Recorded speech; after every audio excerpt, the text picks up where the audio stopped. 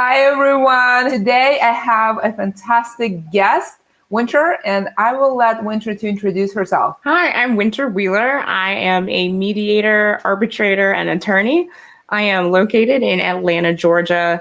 I've been a lawyer for about 15 years and a full-time mediator for a year and a half now. Mediation is absolutely my passion. It's what I eat, sleep, breathe. It is my entire life. I'm the host of a podcast called The Mediate Now. We talk about mediation and how mediation is involved in every aspect of our lives. I'm bringing mediation to the masses. Oh, I love that. So tell me, how does one develop a passion for mediation? How did you become so passionate about it? You know, it just is a natural thing for me. I've always been a very empathetic, sympathetic person, very in touch with my own feelings, extremely in touch with the feelings of others. And when I became an attorney, I was a litigator. I realized how much I loved my mediation days and realized that the reason I loved it is because I was helping people. I was helping people resolve issues, resolve problems, come to terms with things that were going on in their lives and to bring them to a close. And that brought me a lot of joy. And I realized pretty early into my career, maybe a year or so, that being the mediator is where I really wanted to be. So you mentioned that you had life as a litigator before you became a mediator. I had a life as a litigator, and I took a different turn. I love when people take turns. It's really exciting. So compare and contrast this litigation experience and mediation experience. I haven't really done much of mediation and certainly have not dedicated my life to it. So I would love to understand how that turn worked out and how it compares. Yeah, absolutely. So when you're a litigator, and I was a fierce litigator, I was all in. Are there any other kind? Probably not. I think all litigators are pretty fierce. But when I went in for my client, I went in. I was all in for them and fought with everything that I had. And to a certain extent, I was very well aware of the other side and what they needed, what they wanted, what the veracity of the claims that they had were. But I didn't let that stop me. I pushed for my client, to the extent that the law allowed. And so being an advocate it's so different. There's a lot of passion there that is very competitive in spirit, right? Being the mediator, I'm equally as passionate, but I'm passionate for both sides.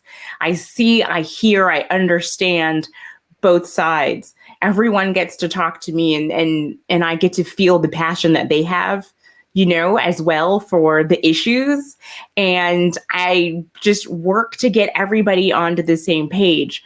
And so I get to, bring more people together, help more lives. The passion for both sides. I love that. That is a note to self. I love that. I haven't thought about passion that way.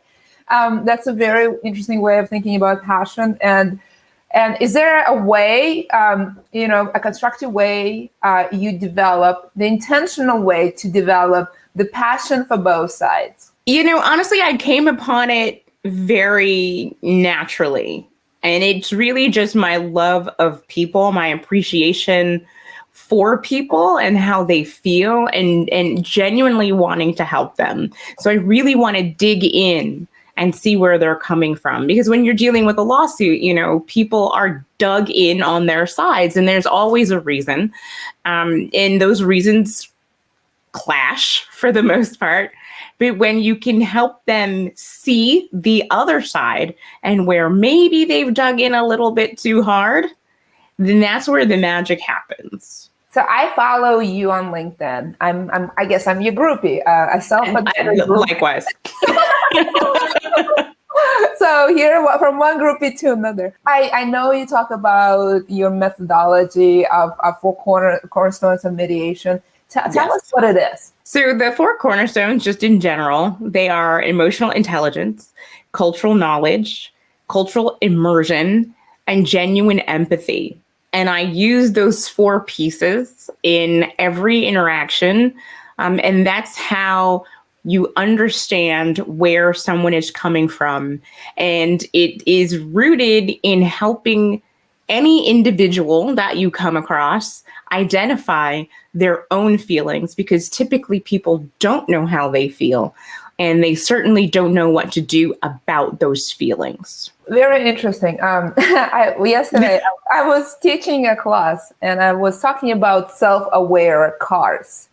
And then that's something that's we're going to be seeing in the future. What I meant by that is a car that knows that it, for example, been in an accident, and knows the damage and all of that. But and then I said, we're funny, we talk about self-aware car, very few people are self-aware. Because we already talk about self-aware car, but people themselves aren't.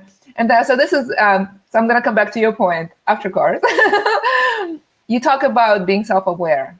How do you do this effectively, or how do you help people to be self-aware effectively? That's the emotional intelligence piece. So emotional intelligence really focuses on what you know about yourself and how in tune you are with your own emotions. Can you regulate your own emotions? Do you understand how your emotions affect your interactions with other people? Do you allow your emotions to guide the way in which you interact with other people?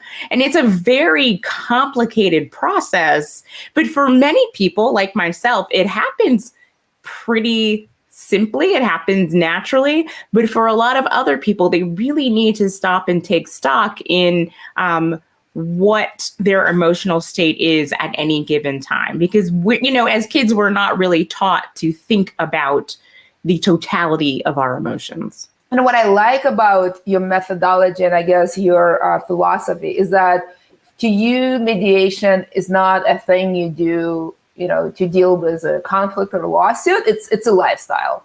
And exactly. You really talk about something that you teach in mass to use as a skill every day. So I'm going to ask you, how do you do that? So the way that I use it, right? So I naturally have personally that emotional intelligence. So you have to start with identifying your feelings. If I'm teaching someone that, they have to sit down and figure out how they feel, which is often very complicated. But then we have the notion of cultural knowledge, right? We all have a lens through which we see the world, which is based on our own culture, our upbringing. But you have to acknowledge the fact that other people were raised differently. They have cultural differences. And so if you're dealing with someone who has very low emotional intelligence, maybe none at all, or has never thought about any of this, they're not thinking about the cultural knowledge they have of themselves, and certainly not of you. So you need to meet them where they are and develop the cultural knowledge that you need to talk to them. Then we have the concept of cultural immersion, right? So that's becoming deeply involved in a culture.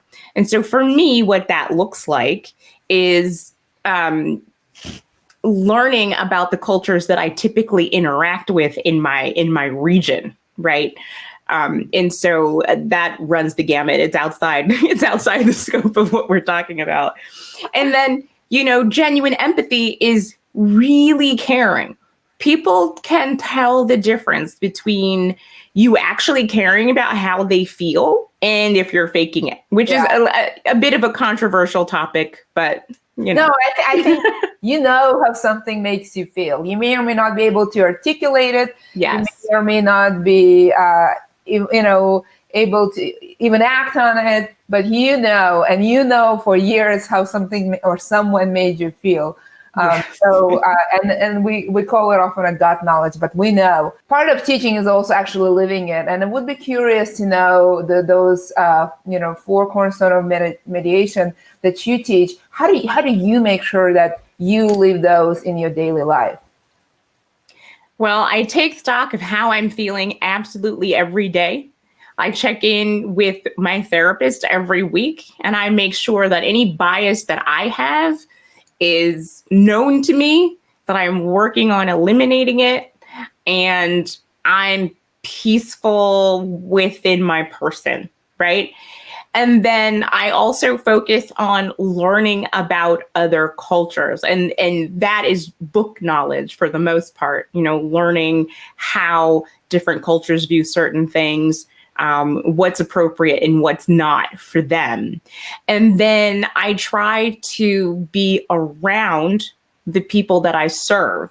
So if I serve a largely Filipino community, I will go into the Filipino community and attempt to acclimate myself, do my best to observe and learn, and actually watch in action what I have learned.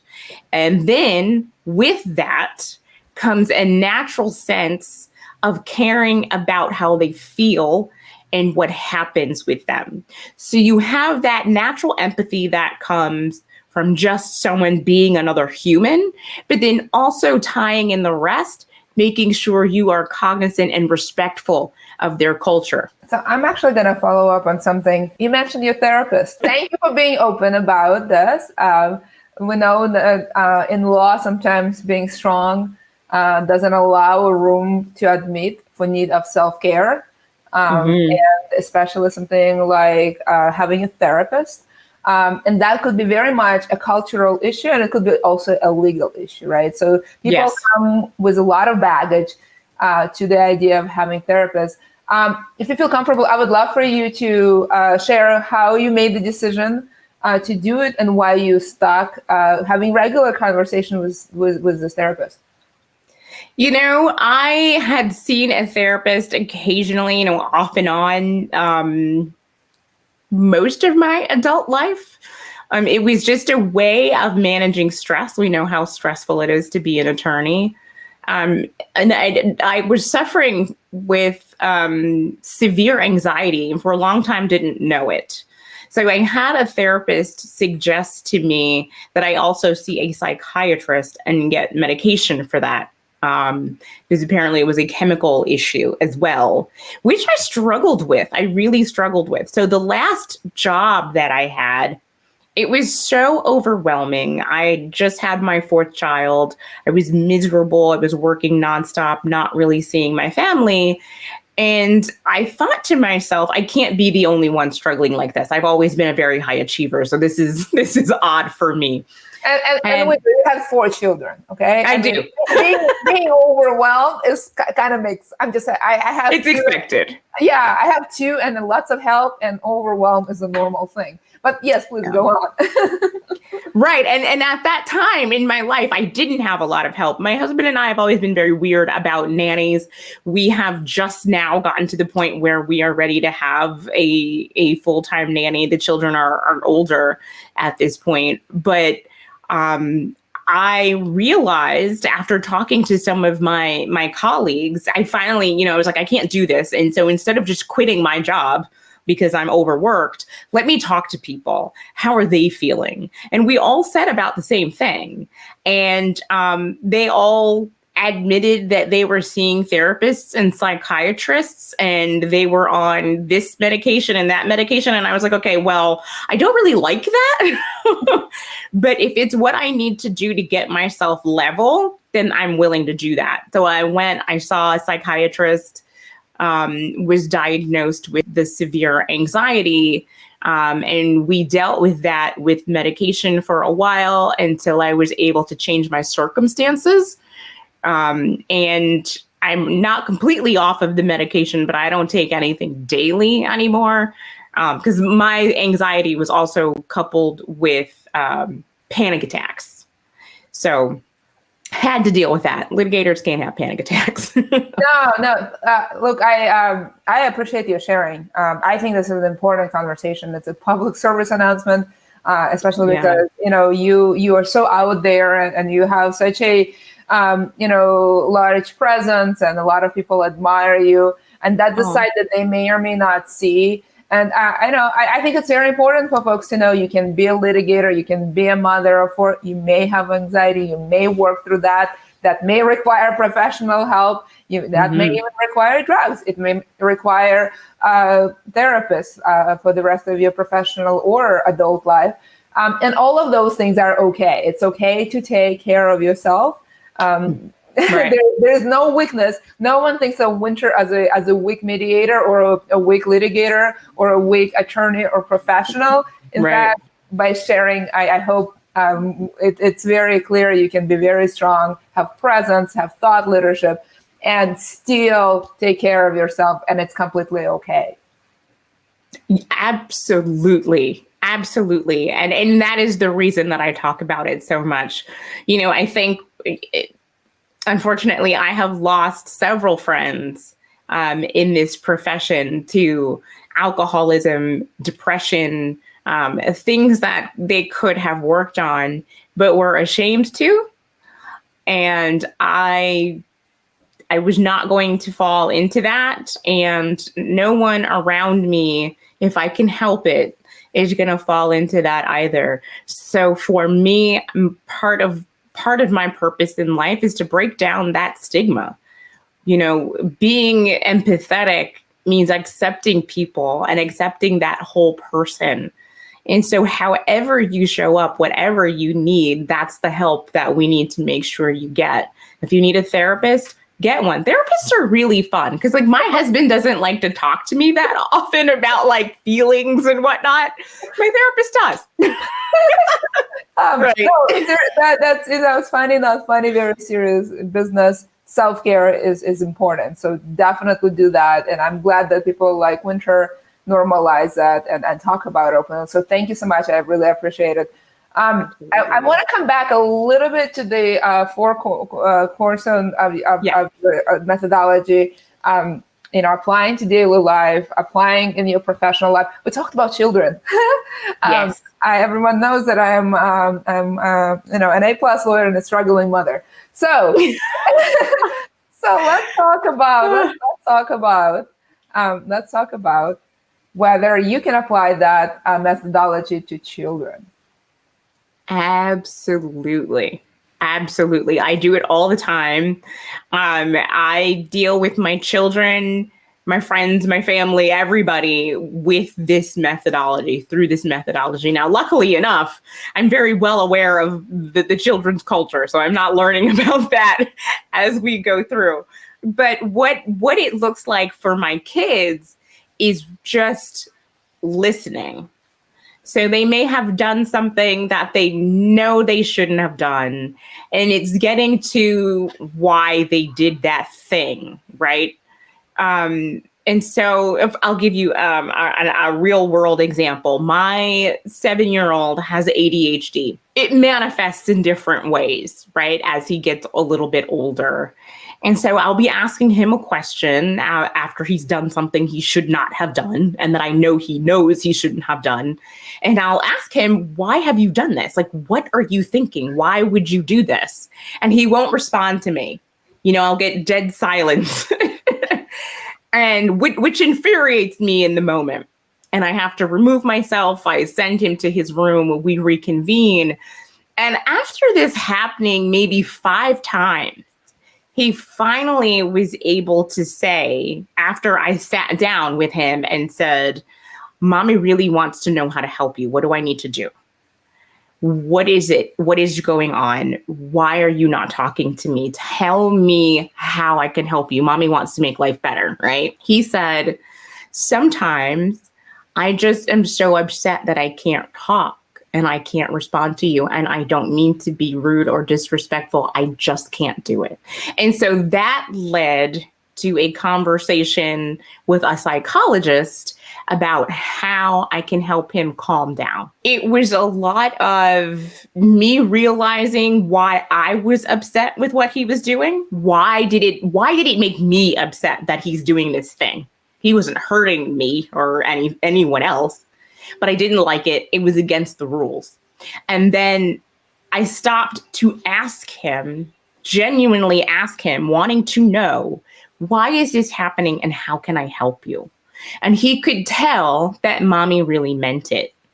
And he was able to calm down and open up and really tell me his little 7-year-old body just could not get the words out. That's it. And so the result was, when he does something that he's not supposed to do, he is just simply removed. We just remove him, we let him calm down, and then he comes back and he can tell me what happened. I love it. And I love all of those examples. I love the powerful examples, from the 7-year-old to self, right? That and beyond in a professional setting. To round the conversation, tell me how you came to this methodology. And I know you're very passionate about evangelizing it, but tell me how that has been discovered. Well, it was really over the course of mediating and interacting with people in that context. So doing the training to be a mediator, having been an advocate, it did not prepare me fully for what it really looks like to help people through the mediation process. And what I noticed is that a lot of attorneys were very disconnected from their clients, and that a lot of things that were being said, perhaps by my Hispanic clients, my Asian American clients, those things were being misinterpreted by their attorneys who were of different ethnicities and races. And I could see the distinction because I have spent a very long time, probably the majority of my life, engaged in learning about other cultures and international relations, et cetera. And so I realized the attorneys had no idea. They were well-meaning. They didn't know what they were doing. And then the clients couldn't really express themselves or felt uncomfortable saying, you don't understand what I'm saying because you don't understand my culture, right?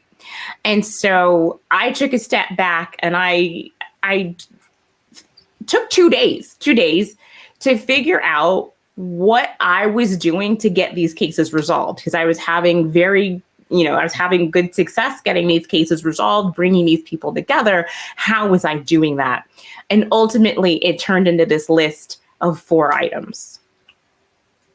I love it. And I love the 4 items, and I love the passion around sharing it and applying it in your life and helping others to use it in their lives that may or may not, hopefully may not involve litigation or conflict. Right. I want to shift gears just a little, because you and I have passion for public speaking. And we both shared the experience of having done a TEDx talk, which was very pivotal in my career. It was sort of a marathon to train for. And I thoroughly enjoyed the process and subsequent experience that's followed. Tell me why and how you decided to do a TEDx, and what was your first TEDx? What did you talk about? Well, my first TEDx is called Mastering the Art of the Uncomfortable Conversation. And it discusses in more depth than we have time for now, the 4 cornerstones of mediation and why they're important and how they are crucial and how we can each implement them into our lives. And it was important to me to do it because I genuinely believe in this process. I have seen it work miracles in my own life. And back to my therapist again, I swear that woman, like, I think she's gonna have to start paying me like advertising fees. Thank you for normalizing the therapist conversation. I actually really appreciate it. Yes, definitely. Everyone I talk to, many people I talk to have one or consider having one, but they almost never talk about it. So thank you for talking about it. And please go. Of course. Yes. So, I was telling her about an argument that I had with my husband. I told her that I just, while he's all upset about whatever it was, I can't even remember now. It wasn't that important. I just stopped talking and I just started listening to him, like actively listening, which is something that's very easy for me to do at work, but not necessarily at home. But I tried it, and my husband managed to work the problem out on his own without me doing much speaking. And so my therapist said, "Oh, so you treated him like you treat your mediation clients." And this light bulb went off, and I was like, all right. I did. I absolutely did. I was like, this is brilliant. And that's what set me off on the path to sit down and spend those 2 days figuring out what I was doing right and turn it into this methodology. I love that. So how was it? How was the experience of preparing and doing the TEDx? What is the best part? Oh my gosh, the best part is the delivery, like that live delivery. And I did my first one during the pandemic, so it was virtual. Which was like exceptionally nerve-wracking because I'm worried about like the internet connection and what's going on and all of that. But everything went amazingly well. It got up onto the TED website within 2-3 days, which was unbelievable. My views are approaching 30,000. It's amazing. So the process was just like, I think what was really great for me was to really dive into my topic, which was the 4 cornerstones, and to, really bring it down to basic level so that everyone who listens to it can understand. You don't have to be like, a diversity and inclusion kind of expert or a mediator or a lawyer or anything to understand it. You just need to be a person. In the end of the day, both things. You just have to be a person. You just have to show up as yourself and be a person, a normal, relatable self. I love this. Just show up actually takes you pretty far. It took me pretty far too. So it really does. A real huge advocate for showing up. We're coming to the end. I have a few more questions. One is that, like, what does success look at in the end? I want the entire world to view mediation differently than we do now. I want mediation to be more than a means to settlement. I want it to be a means of bridging the gaps between people, building relationships between people in their everyday lives, having better interactions with the sales clerk, with the person in line in front of you. I want people to have better family relationships. There are ways that we can communicate where we just end up having a closer relationship. Whether we agree or not, disagree, agree, whatever, it doesn't matter. But we can have closer relationships when we foster that respect. And we can build respect by having respect for ourselves with the emotional intelligence, recognizing our own boundaries and what we need and how we project into the world, and having that same respect and understanding for the different ways other people feel about themselves and also project that into the world. Oh, I love that. I just shared with you right before this episode. At some point, I had a tour of a local prison, and the condition, I was talking to a guard and asked him, what is the secret for sort of peaceful prison that, safe? And he talked a lot about how he has conversation with inmates and guards around, the fact that you don't have to like somebody to respect that person. If you respect someone, you can go pretty far in life. And the like does not have to attach to that. And separating the respect from the like is a very important skill. And that very much resonated with me. And I guess I've applied this principle from a prison guard in my daily life ever since. Yeah. And it works. You don't have to like someone to respect them. And in the end, not. That makes a huge, huge difference. I'm going to ask you for one thing to leave the listeners, the viewers with. Take the time to figure out yourself and whatever that looks like for you. If it's a therapist, a psychiatrist, if it's meditation, if it's long walks in the park, whatever it is, come to terms with who you are. If you're hearing the same type of negative feedback from people over and over again, really stop and listen. You don't have to agree with them, but kind of, stop and think about what is it that I might be doing that's giving that impression. Like you said, Olga, you don't have to agree, but you do need to have some respect. And so if you're hearing the same thing over and over again, try to see if you can get to what is causing people to feel that way about you. Winter, thank you so much. I had a fantastic conversation with you. I always learn something from you. So thank you. Thank you so much. Bye, everyone.